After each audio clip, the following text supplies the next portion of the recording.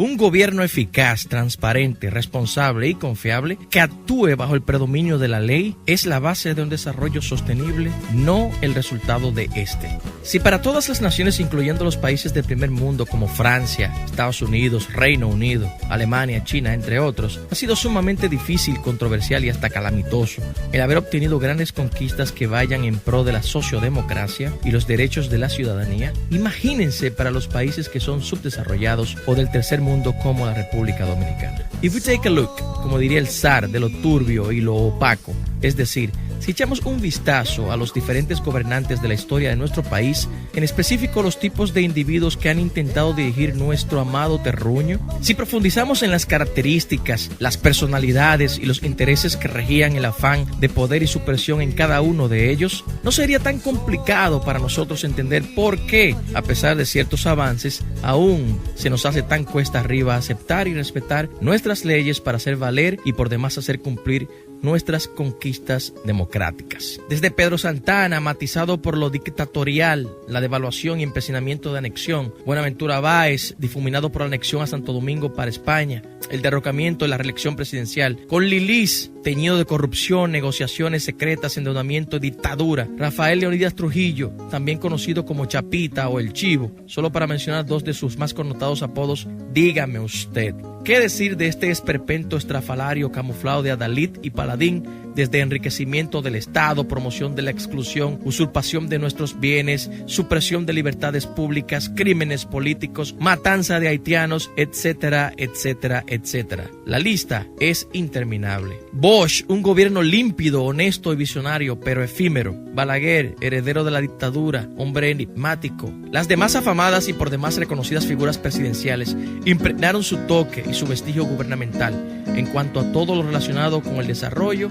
y visión de construcción hacia una mejor nación. Unos más que otros, otros peores que algunos, pero de alguna manera cada quien ha sido corresponsable del ir y venir de las conquistas de pluralismo y tolerancia para con la familia dominicana. Si ven, en casi todos ellos existe y permea un elemento sine qua non, la no transparencia y el culto al yo.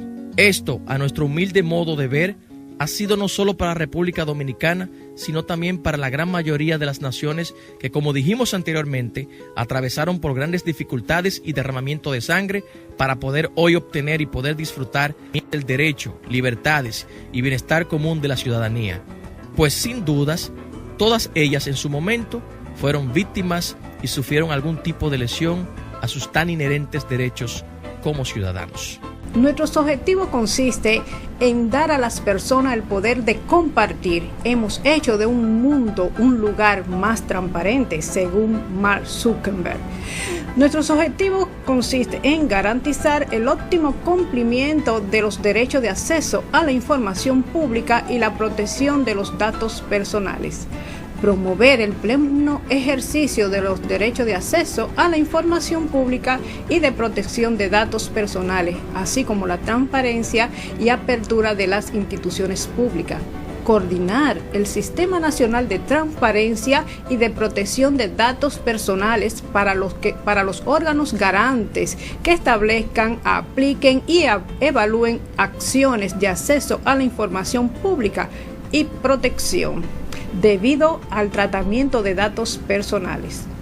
Impulsar el desempeño organizacional y promover un modelo institucional de servicio público orientado a resultados con un enfoque de derechos humanos y perspectivas de género. En este trabajo se muestra de forma sistemática y analítica la importancia de que el ciudadano común y corriente esté debidamente informado, es decir, que conozca sus derechos un poco más que sus deberes.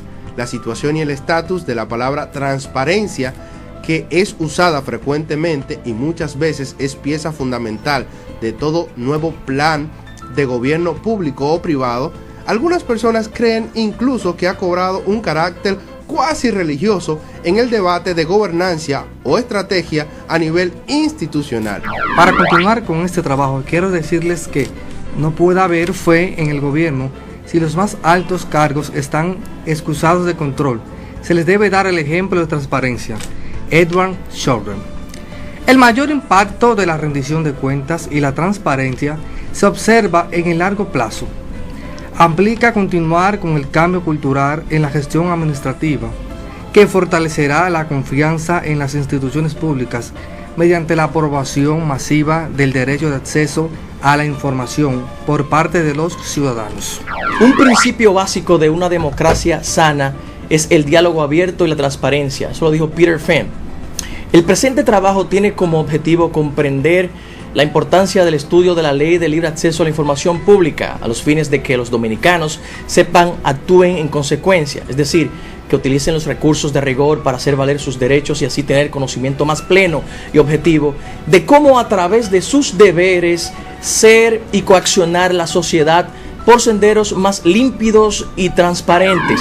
¿Quiénes pueden solicitar información pública? Toda persona natural y jurídica según el artículo 7 de la Ley de Transparencia y Acceso a la Información Pública.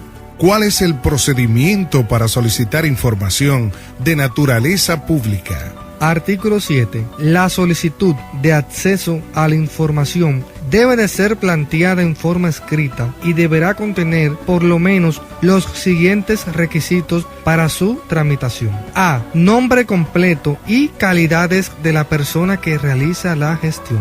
B. Identificación clara y precisa de los datos e informaciones que requiere. C. Identificación de la autoridad pública que posee la información. D. Motivación de las razones por las cuales se requieren los datos e informaciones solicitadas. Y E. Lugar o medio para recibir notificaciones. ¿Cuál es el plazo de atención de las solicitudes de acceso a la información pública? Toda solicitud de información requerida en los términos de la presente ley debe de ser satisfecha en un plazo no mayor de 15 días hábiles. El plazo se podrá prorrogar en forma excepcional por otros 10 días hábiles en los casos que medien circunstancias que hagan difícil reunir la información solicitada. En este caso, el órgano requerido deberá, mediante comunicación firmada por la autoridad responsable, antes del vencimiento del plazo de 15 días, comunicar las razones por las cuales hará uso de la prórroga excepcional. ¿Cuál es la forma de entrega de la información solicitada?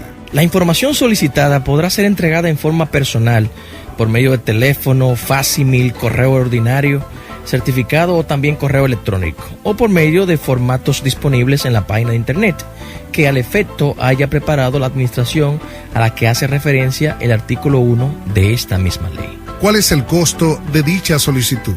Artículo 14. El acceso público a la información es gratuito en tanto no se requiera la reproducción de la misma. En todo caso, las tarifas cobradas por las instituciones deberán ser razonables y calculadas, tomando como base el costo del suministro de la información. Artículo 15. El organismo podrá fijar tasas destinadas a solventar los costos diferenciados que demanden la búsqueda y la reproducción de la información sin que ello implique en ningún caso menoscabo del ejercicio del derecho de acceso a la información pública. Podrá además establecer tasas diferenciadas cuando la información sea solicitada para ser utilizada como parte de una actividad con fines de lucro o a esos fines, y podrá efectuar del pago cuando el pedido sea interpuesto por instituciones educativas, científicas, sin fines de lucro o vinculadas como actividades declaradas de interés público o de interés social. Sin embargo, la certidumbre muestra que la transparencia es más invocada que puesta en práctica. Mediante la transparencia y el acceso a la información pública, los países de América Latina intentan mejorar el control social, reducir la corrupción, informar a los ciudadanos sobre las políticas y los programas gubernamentales, promover otros derechos humanos y mejorar la rendición de cuentas. De lo que estamos hablando es de una ley que le da poder a la gente y que permite que se abra el proceso, tipo de proceso alguno, al escrutinio, la vigilancia, y se critique a quien en un momento determinado esté al frente de la cosa pública. Contribuirá grandemente no solo a hacer más fuertes y transparentes nuestras instituciones, sino que implícitamente combatirá al mismo tiempo la tan renombrada corrupción, que cuando el gobierno surque su información al escrutinio y vigilancia pública, es más difícil que se presenten actos de corrupción. La corrupción florece y tan solo florece cuando existe espacio para que se oculte.